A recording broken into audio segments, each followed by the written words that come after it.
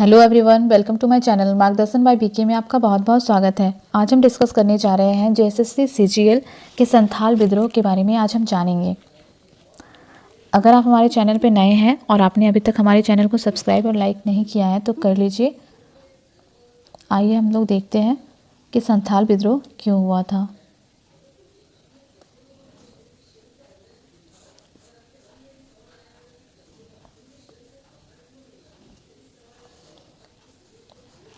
भारत के इतिहास में 30 जून का दिन जो है संथाल दिवस यानी कि हल दिवस के रूप में मनाया जाता है।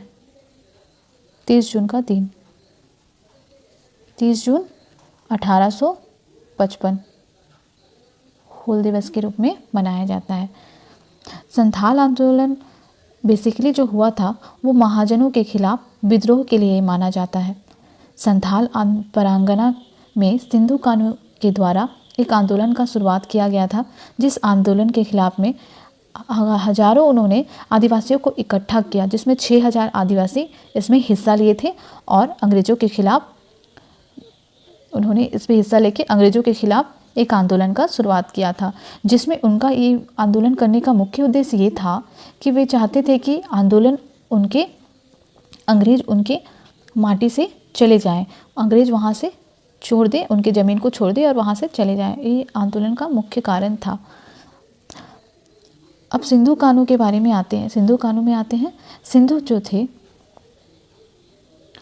जी जो थे इनका जन्म हुआ था 1815 में हुआ था इनका जन्म।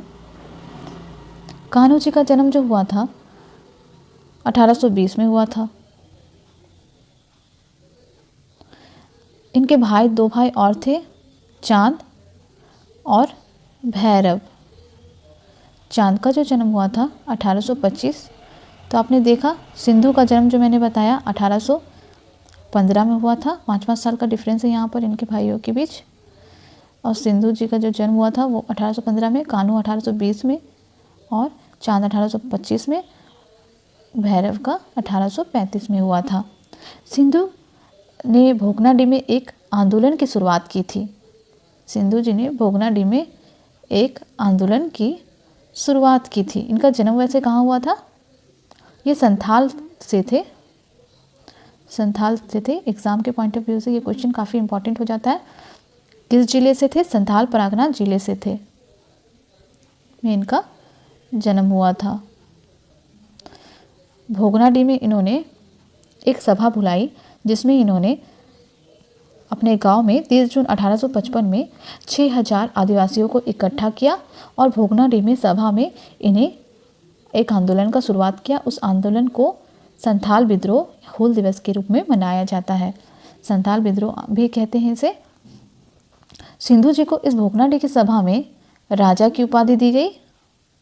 इनके जो भाई थे कानू, उन्हें मंत्री की उपाधि दी गई और इनके जो भाई थे तीसरे भाई चांद, उन्हें प्रशासक की उपाधि दी गई। ये क्वेश्चन आते हैं। भैरव को सेनापति की उपाधि दी गई। तो यहाँ पर सिंधु जो थे उन्हें राजा, कान्हू जो थे मंत्री और चांद थे प्रशासक, भैरव थे सेनापति। तो इस तरह की उपाधि ने दी गई। एग्जाम्स में इस तरह के क्वेश्चन पूछे जाते हैं कि भोगनाडीह में आयोजित सभा संथाल विद्रोह में राजा की उपाधि किसे दी गई थी, या फिर प्रशासक की उपाधि किसे दी गई थी, सेनापति की उपाधि किसे दी गई थी। इस तरह के क्वेश्चंस आते हैं। संथाल विद्रोह का नारा क्या था संथाल विद्रोह का? तो संथाल विद्रोह का 2 नारा था, करो या मरो।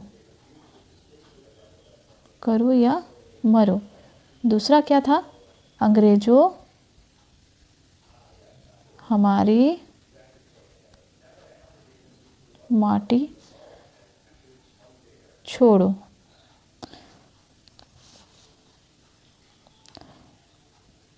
तो ये दोनों काफ़ी इम्पॉर्टेंट नारे थे। 2 नारा था जो काफ़ी इम्पॉर्टेंट नारा था। 2 नारा यहाँ पर इस तरह के ऑब्जेक्टिव क्वेश्चंस में पूछे जाते हैं। तो मैंने आपको बताया 4 भाई थे सिंधु कानू, चांद, भैरव, ये 4 भाई थे।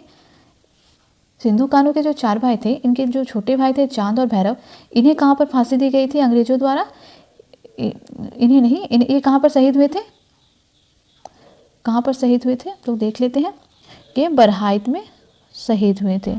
ऑप्शन में आता है बरहाइट या बरहैत, बरहैत। तो ये इस जगह में ये शहीद हो गए थे। इनके भाई चांद और भैरव। और सिंधु कानू को अंग्रेजों द्वारा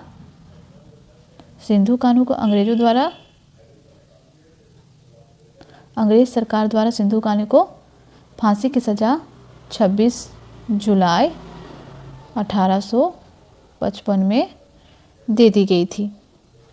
1996 में सिंधु कानू विश्वविद्यालय का सिंधु कानू विश्वविद्यालय की स्थापना झारखंड के शहर में की गई थी। 2002 में भारत सरकार ने भारतीय डाक टिकट का भी, ठीक है, भारतीय डाक टिकट का भी 2002 में भारतीय डाक टिकट का भी निर्माण किया था। इनके पिता का नाम क्या था? इनके पिता का नाम था चुन्नी मांझी। इनके पिता का नाम चुन्नी मांझी था। तो हमने देखा कि ये जो आंदोलन किया गया था, ये महाजनों के खिलाफ विद्रोह के रूप में इन्हें इससे माना जाता है कि ये महाजनों के खिलाफ विद्रोह के लिए यह आंदोलन की शुरुआत की गई थी, जबकि इन्होंने इस आंदोलन की शुरुआत अंग्रेजों को अपने देश से हटाने के लिए भी, भगाने के लिए भी किया गया था। तो मैंने सारे ऑब्जेक्टिव्स को इस वीडियो में आपका कवर कर दिया है। संथाल विद्रोह बेसिकली क्या होता है उसे आप यहाँ पर देख सकते हैं। अगर आपको हमारी वीडियो अच्छी लगे तो आप इसे लाइक शेयर जरूर कीजिएगा, और अगर आपने अभी तक बेल आइकन को प्रेस नहीं किया है तो प्रेस कर दीजिए। आगे ऐसे ही वीडियोस आपको मिलती रहेंगी।